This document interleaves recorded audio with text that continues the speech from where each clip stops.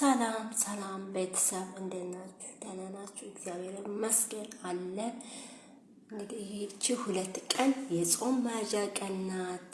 እኛን ያስቀየሙን ሰዎች ይቅርታ የምንጠይቅበት ቀን ናት። እኛን ያሳዘኑ ሰዎች ይቅርታ የምንጠይቅበት ቀን ናት። ወይም እኛ ያሳዘኑን ሰዎች ይቅርታ የምንጠይቅበት ቀን ናት። እኛ መቼም ቢሆንም አብሶ በዳዮች ይቅርታ መጠየቅ ያፍራሉ። ለምን እንደሚያፍሩት እንደሆነ አላቅም። ምክንያቱም አንደኛ በሰሩት በስራቸው ይጸጸታሉ። ሁለተኛ ደግሞ ይቅርታ መጠየቅ ለነሱ ልክ እንደ ሽፍት ሆኖ ለምታዩት ሰዎች ተበዳዮች እኛ ከነሱ ይቅርታ መጠበቅ አስፈልግም።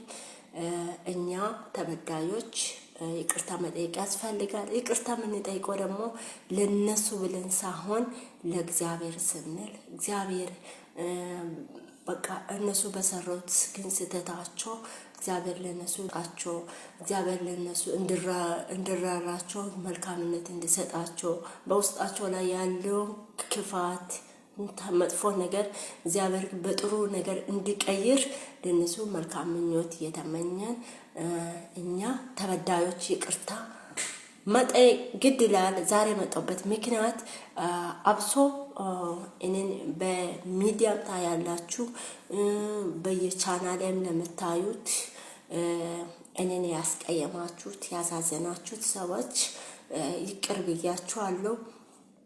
ፈጣሪ ይቅር በላቸው። ምክንያቱም ይቅርታ የትልቅነት ምሳሌ ነው።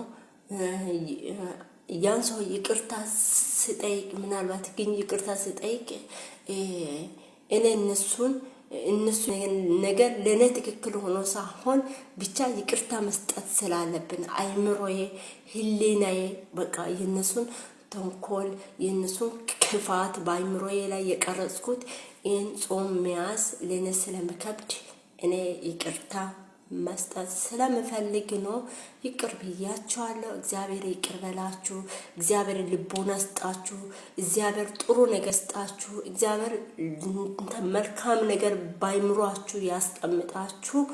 ግን ከጥፋታችሁ ከስህተታችሁ እንድትማሩ ፈጣሪ መልካም ጥሩ ቅንነት ልቦና እንድሰጣችሁ ሁሌ መልካም ምኞቴን ይመኛው። እኔም በየትኛውም ቻናል እኔን ታያላችሁ ታገኛላችሁ ብዬ አስባለሁ። ቤተሰቦቼ ጓደኞቼ አብሶ እኔን በጣም ያስቀየሙን በጣም ያሳዘኑን በጣም ልቤን ለሰባሩን ሰዎች ይቅር ብያችኋለሁ። ፈጣሪ ይቅር በላችሁ። ይጾም የሰላም የፍቅር የአንድነት የመልካምነት ጾም እንዲሆን መልካም ምኞቴን እመኛለሁ። ስማችሁን እከለ ብዬ ስማችሁን አልጠቅስላችሁም። ይህን ቪዲዮ ታያላችሁ ብዬ ስለሚያስብ ስለምትከታተሉ እኔ ደግሞ እናንተንም ስለማያቸው በየትኛውም ቻናልም ቢሆን እኔ ትከታተላላችሁ ቪዲዮዬንም ስለምታዩት ነው እንጂ እንትን ለማለት ፈልጌ አይደለም። ምናልባት ደውላችሁ ስልካችሁን ስላልመለስኳችሁ ሶሪ ይቅርታ። ምክንያቱም ስልካችሁን ያልመለስኩበት ምክንያት እናንተ ያደረጋችሁት ድርጊት አይምሮዬን ስለምረብሽብኝ ነው። እኔ ስልካችሁን አላነሳም ብዬ ዝምታ የመረጥኩት በጣም ይቅርታ። ሶሪ ለስልካችሁ ይቅርታ ጠይቀዋለሁ። እና ደግሞ ስለበደላችሁት ነገር ሁሉ ፈጣሪ ይቅር በላችሁ። ፈጣሪ ለእናንተ ቅንነት መልካም ልቦና ስጣችሁ። ከስህተታችሁ ከጥፋታችሁ እንድትማሩ ፈጣሪ ለእናንተ መልካም ቅንነት ልቦና እንዲሰጣችሁ ሁሌ መልካም ምኞቴን እመኛለሁ። ይሄ ቪዲዮን ለፎሎ ፈልጌ አይደለም፣ ለላይክ ፈልጌ አይደለም። ለእውነት ይህን ቪዲዮ የፈለኩት የይቅርታ ቪዲዮ ነው ብቻ ነው። መልካም ጾም እመኛችኋለሁ። መልካም ጾም። መልካም አብይ ጾም ደርሷል። መልካም ጾም። እቺ 2 ቀን እንግዲህ የይቅርታ ቀን ስለሆነች ይቅርታ ልበላችሁ ብዬ ነው። መልካም ጾም ለሁላችሁም ተመኘዋችሁ።